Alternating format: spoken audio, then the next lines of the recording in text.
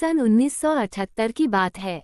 मध्य प्रदेश के इंदौर शहर में रहने वाली शाहबानो, एक 62 वर्षीय मुस्लिम महिला, अपने पति मोहम्मद अहमद खान के साथ जीवन बिता रही थीं।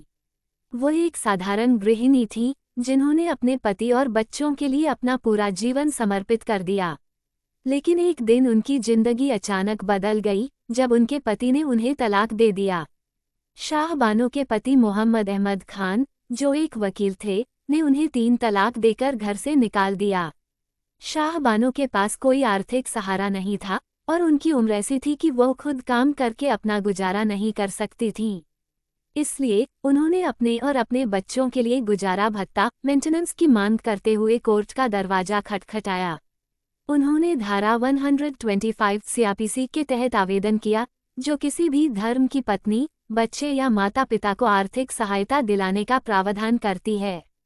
ये कानून कहता है कि अगर कोई पति अपनी पत्नी को भरण पोषण नहीं दे सकता, तो उसे गुजारा भत्ता देना अनिवार्य होगा। मोहम्मद अहमद खान ने तर्क दिया कि इस्लामी कानून शरीयत के अनुसार तलाक के बाद पति केवल इद्दत, तलाक के बाद 3 महीने की अवधि तक ही पत्नी को गुजारा भत्ता देने के लिए बाध्य है। इसके बाद पति की कोई जिम्मेदारी नहीं होती। लेकिन शाहबानो ने कहा कि भारतीय संविधान और न्यायिक व्यवस्था में महिलाओं के अधिकारों की रक्षा के लिए प्रावधान है और उन्हें न्याय मिलना चाहिए। जब यह मामला मध्य प्रदेश हाईकोर्ट पहुंचा, तो कोर्ट ने शाहबानो के पक्ष में फैसला सुनाते हुए कहा कि उनके पति को उन्हें हर महीने 179 रुपीस पर गुजारा भत्ता देना होगा। लेकिन मोहम्मद अहमद खान इस फैसले से नाखुश थे।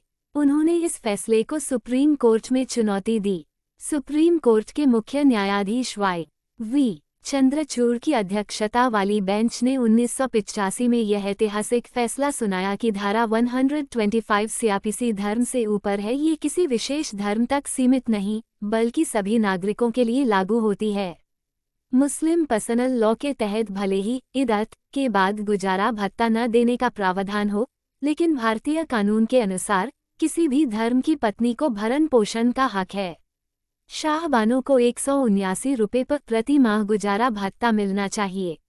लेकिन इस फैसले का कई मुस्लिम संगठनों ने विरोध किया और तत्कालीन सरकार ने मुस्लिम महिला तलाक अधिकार संरक्षण कानून 1986 पास कर दिया, जिससे सुप्रीम कोर्ट का फैसला प्रभावहीन हो गया, जिसमें कहा गया कि तलाकशुदा मुस्लिम महिलाओं को केवल इद्दत की अवधि तक ही गुजारा भत्ता मिलेगा और इसके बाद उनकी देखभाल उनके रिश्तेदार या वक्फ बोर्ड करेगा।